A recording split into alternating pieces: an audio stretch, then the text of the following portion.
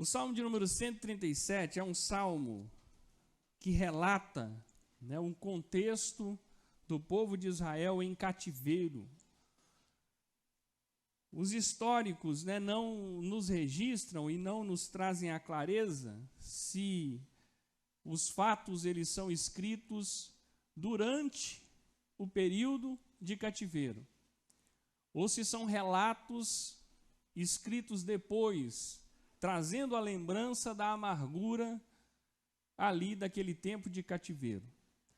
Sabemos que o povo de Deus, o povo de Israel, eles passaram não só por esse cativeiro. Se considerarmos que o Egito também foi um cativeiro, mesmo que Israel ainda não era uma nação constituída, mas já era um povo separado de Deus, e eles foram aprisionados ali por um determinado tempo, então nós estaríamos diante de um segundo cativeiro do povo de Israel.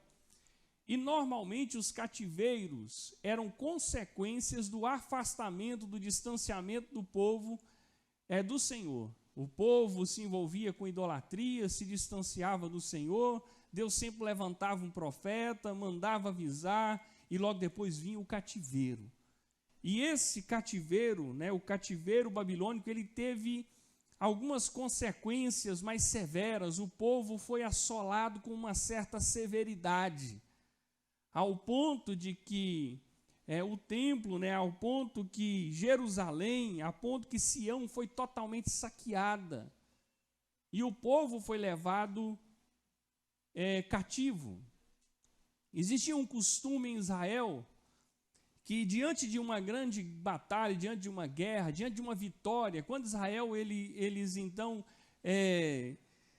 eram vitoriosos, eles celebravam com cânticos, eles cantavam e eles adoravam. Diante de uma derrota, o povo de Israel viviam o luto, viviam a dor, viviam a perca com silêncio. Então, na vitória, eles cantavam. Na derrota, eles silenciavam. E o que é relatado no Salmo de número 127, esse salmo, ele fala do sentimento, ele fala da amargura, ele fala da dor, ele fala da aflição que o povo passava diante desse cativeiro. E uma das coisas que aconteciam aqui era uma afronta inimiga. Os inimigos de Jerusalém, se você puder, abra sua Bíblia aí comigo, lá em 2 Crônicas, capítulo de número... 2 Crônicas, capítulo de número 36, para não ficar só nas minhas palavras e para nós contextualizarmos isso aqui dentro da palavra, fala do cativeiro de Judá e diz assim, verso 17, 2 Crônicas 37, verso 17. Por isso, o Senhor fez subir contra ele o rei dos caldeus, o qual matou os seus jovens à espada, na casa do seu santuário, e não teve piedade nem dos jovens, nem das donzelas, nem dos velhos, nem dos mais avançados em idade. A todos os deu nas suas mãos, todos os utensílios da casa de Deus, grandes e pequenos, os tesouros da casa do Senhor, e os tesouros do rei e dos seus príncipes. Tudo levou ele para a Babilônia. Queimaram a casa de Deus e derribaram os muros de Jerusalém. Todos os seus palácios queimaram, destruindo também todos os seus preciosos objetos. Então essa foi a grandeza, essa foi a dureza desse cativeiro. Porque não só o povo foi saqueado, como as crianças foram assoladas, e todos levados a cativeiro, e eles destruíram o templo. E nós estamos diante de uma situação relatada aqui no Salmo, onde esses homens, onde esses tiranos, onde esses opressores, eles chegam para o povo de Israel e pedem para eles, olha, canta, adora. Por que vocês não adoram? Por que vocês não cantam? Por que vocês não riem? Por que vocês estão nessa tristeza? Era uma forma de afrontar o povo de Deus. Por quê? Porque eles estavam ali cativos, eles estavam cativeiros, eles estavam ali com seus lutos, eles estavam ali com as suas dores, eles estavam ali com tudo que eles haviam passado. Então, pelo costume, o que eles queriam? Eles queriam viver em silêncio. Então, eles diziam, e eles vou voltar com você um pouquinho no Salmo de número 137. Nos salgueiros que lá havia, versículo de número 2, pendurávamos as nossas harpas. Penduravam por quê? Porque as harpas eram os instrumentos de adoração. E eles estão explicando, olha, ali nós pendurávamos. Era como se, olha, não tem motivo para adorar, não tem motivo para celebrar, não tem motivo para nós estarmos alegres. Pois aqueles que nos levaram cativos nos pediam canções. Então, esse pedido de canção é uma afronta. Esse pedido de canção era o mesmo que dizer assim, cadê o seu Deus? Cadê? Vocês não cantavam tanto? Vocês não eram um povo tão alegre? Vocês não eram um povo tão contente? Deixa eu falar uma coisa para você, a sua alegria incomoda. O seu louvor incomoda. Como eu digo sempre, eu nunca vi o diabo desfrutar de nada daquilo que nós choramos por ter perdido. O desfrute do diabo não está naquilo que você perde e te faz sofrer. O desfrute do diabo está na sua tristeza que entra no seu coração. E essa era a condição do povo. Por quê? Porque eles haviam perdido, eles estavam em cativeiro e eles não conseguiam adorar, eles não conseguiam celebrar. Por quê? Porque havia uma grande perca, havia um grande luto. Como, porém, haveríamos de entoar o canto do Senhor em terra estranha? Como que nós, estando em terra estranha, nós vamos adorar a Deus? Isso é o que estava na alma. Salmos, né? Salmos são expressões, salmos são adorações, salmos são lamentos, salmos são orações, salmos são expressões de alma. E esse é o relato da condição da alma daqueles homens e daquelas mulheres. Eles estão dizendo, nós não temos motivo para adorar, nós não temos motivo para cantar, nós não temos motivo para celebrar, nós estamos em terra estranha. Nós vamos celebrar por quê? Verso 5, se eu de ti me esquecer, ó Jerusalém, que se resseque a minha mão direita. A mão direita era a mão, né, da habilidade. A harpa está pendurada. A mão está se relutando a não prestar um culto, a não prestar uma adoração. Por quê? Porque eu não tenho motivo para adorar, não tenho motivo para celebrar. Se eu me esquecer de ti, ó Jerusalém, que a minha mão, que a minha habilidade seja ressequida. Se eu me esquecer de ti, ó Jerusalém, que eu não consiga mais tocar. Ao mesmo tempo que nós vemos uma grande devoção, mas nós vemos uma grande ligação a um lugar físico. Porque eu não estou na casa, porque eu não estou em Jerusalém, porque eu não estou em Sião, eu não vou adorar, eu não vou celebrar. Então perceba que a adoração do povo está ligada a um lugar. A adoração do povo está ligada a uma situação. O povo de Deus está dizendo o seguinte, se nós fomos saqueados, se nós estamos em cativeiro, se nós perdemos entes queridos, se nós estamos em luto, nós não temos por que adorar, nós não temos por que celebrar. É como se dissesse que Deus, de fato, é um instrumento. É como se dissesse que Deus é algo que nós usamos para atrair a bênção. E eles seguem Jerusalém, lugar físico, a minha maior alegria. A minha maior alegria é Jerusalém, é um lugar físico.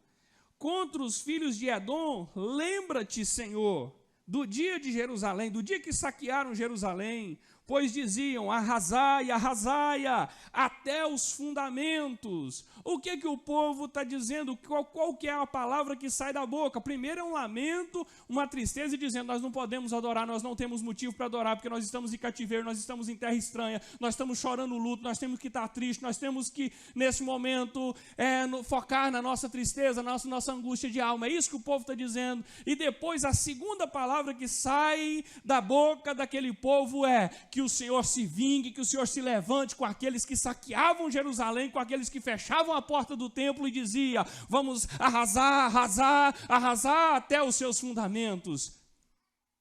Perceba que a adoração A condição, a celebração do povo está limitada a aspectos físicos. Há um lugar físico, há uma condição física, há algo que não está acontecendo, aquilo que morreu, as pessoas que morreram, e eles estão dizendo, nós não temos motivo, nós não temos motivo. Filha da Babilônia, que hás de ser destruída, ó Deus, que o Senhor se vingue, feliz aquele que der o pago do mal que nos fizeste, feliz daquele que se levantar em vingança, feliz daquele que fizer Babilônia morrer, feliz aquele que pegar os teus filhos e esmagá-los contra a pedra.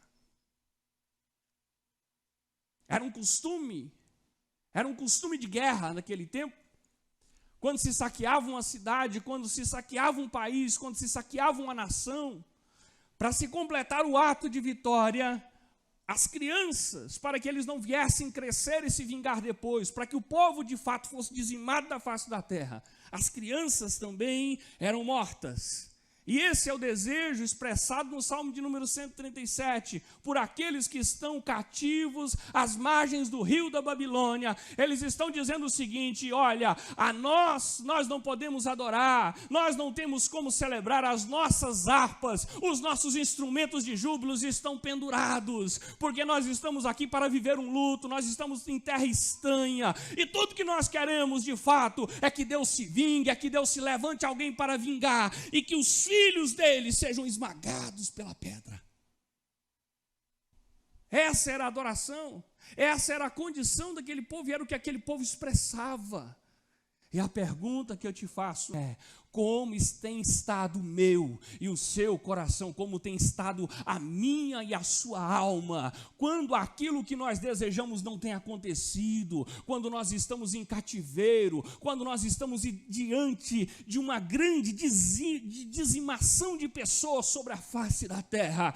Qual é a sua condição? Como que você está? Como que você está? Você está pendurando a tua harpa? Você talvez esteja, como eu disse, não existem relatos, não existe uma expressão de quando, não existe um contexto que diz onde, qual momento que foram escritos esses salmos. Talvez eles tenham sido escritos bem depois, não sejam relatos atuais, momentâneos, mas sejam relatos atuais, sendo expressados pela amargura da tristeza. Ei, tem muita gente que já passou pelo cativeiro, o cativeiro foi embora, mas o que sai da boca é amargura, o que sai da boca é tristeza, o que sai da boca é um pedido de vingança e um desejo. Tem gente vivendo de amargura do cativeiro que já passou. Ei, eu quero te falar nessa noite que a palavra que saía da boca desses homens, da boca desses agressores, saía da boca deles, mas vinha de Deus, que dizia, ei, pega a tua harpa, celebra, adore ao Senhor, aquele que vive. Vocês podem não estar em Jerusalém,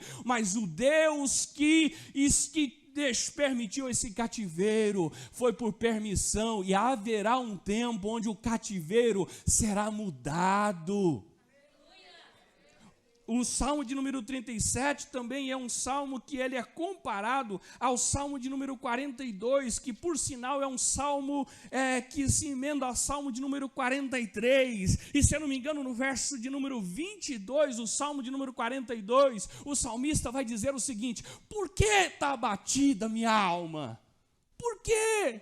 Espere em Deus, certamente Ele se levantará em meu favor. Ei, eu tenho uma palavra para você nessa noite. Confronta a tua alma nessa noite, traga à tua memória aquilo que te dá esperança. Não traga à tua memória o tempo do cativeiro, mas traga à tua memória que a mesma palavra que trouxe disse que haveria um cativeiro. Essa mesma palavra julgou e entendeu que haveria um tempo para acabar. Ei, tudo que começa passa, porque céus e terra passarão, mas somente a palavra do Senhor é que não passará. Aleluia.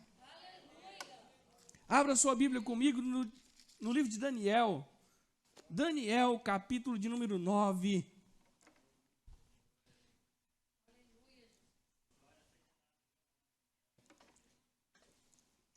Daniel, capítulo de número 9. Irmãos, talvez você não tenha entendido isso, ou pelo menos não tenha linkado essas coisas. Tudo na Bíblia está muito bem linkado. Tudo na Bíblia está muito bem conectado. Sabe, mas eu quero lembrar você o seguinte, que enquanto existia aqueles que penduravam as suas harpas, aqueles que diziam que não havia motivo para adorar, existiam aqueles que mesmo em terra estranha, mesmo cativos, se levantava, se posicionava, e ainda assim, mesmo em terra estranha, mesmo em tempo de cativeiro, era instrumento de Deus. Daniel, capítulo de número 9, irmãos, é o mesmo cativeiro que o Salmo de número 137 é escrito, o livro de Daniel é escrito. Enquanto tem gente pendurando a harpa, enquanto tem gente dizendo que não tem motivo para adorar, não tem motivo para celebrar, não tem motivo para estar alegre, existem pessoas que também sofreram, existem pessoas que também sofreram percas, que também foram acometidas pelo mesmo cativeiro, mas estão entendendo. No primeiro ano de Dário, filho de Assuero, da linguagem dos medos, o qual foi constituído rei sobre o rei dos caldeus, no primeiro ano do seu reinado, eu, Daniel, entendi pelos livros que o número de anos de que falara o Senhor ao profeta Jeremias, que haviam de durar as assolações de Jerusalém, eram de 70 anos. Tem muita gente querendo entender o tempo do cativeiro. Tem muita gente querendo saber quando que vai passar e quando que vai acabar. Daniel entendeu através dos livros, através das escrituras, através da palavra. Veja que Jerusalém havia sido sitiada, mas a palavra foi preservada. Céus e terras passarão, mas a palavra do Senhor não passará. O templo pode fechar, muita coisa pode ficar feia, mas sempre haverá uma forma da palavra de Deus chegar até você. Pode ser dias de confusão e dias de medo, mas a palavra sempre vai chegar, seja no pergaminho, seja de forma digital, seja de forma escrita, no papel ou na pedra, mas a palavra vai chegar, a palavra não vai faltar. Voltei o rosto ao Senhor Deus para o buscar com coração e súplicas, com jejum, pano de saco e cinza. Orei ao Senhor meu Deus, confessei e disse: Ah, Senhor, Deus grande e temível, que guardas as alianças e a misericórdia para com os que te amam e guardam os teus mandamentos. Temos pecado e cometido iniquidade, procedemos perversamente e fomos rebeldes, apartando-nos dos teus mandamentos e dos teus juízos. Irmãos, o que fez com que o povo ficasse cativo? O pecado do povo. O povo distanciou do Senhor, e porque distanciou do Senhor, eles estavam em cativeiro.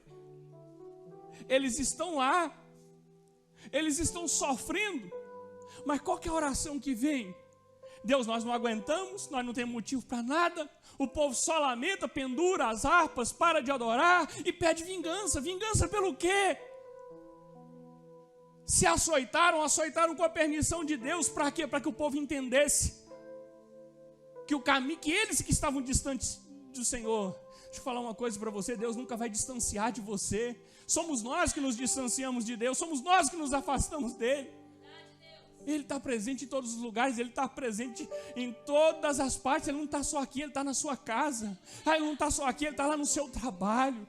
Tem gente que vem para a casa de Deus, tem gente que vem para Sião, tem gente que vem para essa casa de oração, é inundado pela glória de Deus. Mas quando chega em casa, quando se chega diante de alguma situação, tudo que sai do seu coração, tudo que sai da sua boca é dor e lamento. Deixa eu te falar uma coisa: enquanto o povo está lamentando e pedindo vingança, Daniel está entendendo que existe um tempo para acabar. Daniel está se voltando para Deus, e Daniel está pedindo perdão. Está se arrependendo pelo pecado da nação. Através das escrituras, através dos livros, Daniel entendeu tudo. E mesmo em uma terra estranha, o nome de Deus é glorificado, é exaltado através desses jovens Daniel tem revelação nova. Daniel tem as maiores revelações condizentes ao Apocalipse. E deixa eu falar uma coisa maior para você. Esse povo ainda tinha uma justificativa, ainda tinha um motivo. Por quê? Porque Deus tinha um lugar. Jerusalém era o lugar de adoração. O templo era em Jerusalém. De fato, a adoração era dessa forma. Mas deixa eu te contar uma coisa. Em Jesus, quando Jesus veio, não existe mais um lugar específico para adoração. Ele é adorado em todo lugar. Evangelho de João, capítulo de número 4. Jesus tem um encontro com a mulher à beira de um poço. Jesus usa uma estratégia. Jesus passa naquele dia, naquele lugar, unicamente para ter um encontro com aquela mulher. Unicamente. Necessário vos era passar por aquele lugar. Por que havia necessidade? Não existe uma necessidade geográfica, não existe uma explicação lógica para Jesus ter que passar naquele dia, senão pedir água para aquela mulher. E Jesus, se você quiser aí, eu quero ler, vou encerrar. Em João capítulo de número 4, Jesus vai dizer o seguinte: vós, o que não o conheceis, nós adoramos o que conhecemos, porque a salvação vem dos judeus, mas vem a hora, e já chegou, em que os verdadeiros adoradores adorarão o Pai em espírito e em verdade, porque são estes que o Pai procura, os seus adoradores. Deus é espírito, e importa que os seus adoradores o adorem em espírito e em verdade. Se você está entendendo, levanta a sua mão. Ei, se você entende que Deus é espírito, levanta a sua mão onde você estiver. Adore a Deus por um minuto, adore a Ele, adore a Ele. Ei, adore a Ele, não, independente do louvor, independente de que tem que estar aqui na frente. Talvez a palavra hoje não é a palavra que você esperava, mas eu venho aqui para te dizer uma verdade. Deus é espírito, e Ele procura os seus verdadeiros adoradores, que o adorarão em espírito e em verdade. Talvez o que está no teu coração nessa noite realmente é uma sensação de cativeiro. Eu quero te lembrar, através da palavra dele, que Ele veio para libertar os cativos. Ele te liberta hoje dessa angústia, Ele te liberta hoje daquilo que te aprisiona. Eu venho aqui hoje para te dizer que o cativeiro é emocional, que o cativeiro é aquilo que te prende, que te impede de te adorar. Quebra esse cativeiro hoje. Tira a sua harpa, mas adore a Deus, dê a Ele graças, dê a Ele louvor. Não sabemos quanto tempo durará o cativeiro, mas sabemos que o cativeiro também é um tempo de adoração. Você pode ficar de pé, vamos adorar a Deus. Essa luta me matar, Adora a Deus. Desespero me tomar, por mais pressão que seja a situação, o controle ainda está na palma de tuas mãos. Ah, o controle está na mão dele. Eu tenho um Deus que não vai deixar essa luta me matar, desespero me tomar, por mais pressão que seja a situação, o controle ainda está na palma de tuas mãos. Declara isso para sua alma. Declara isso para você.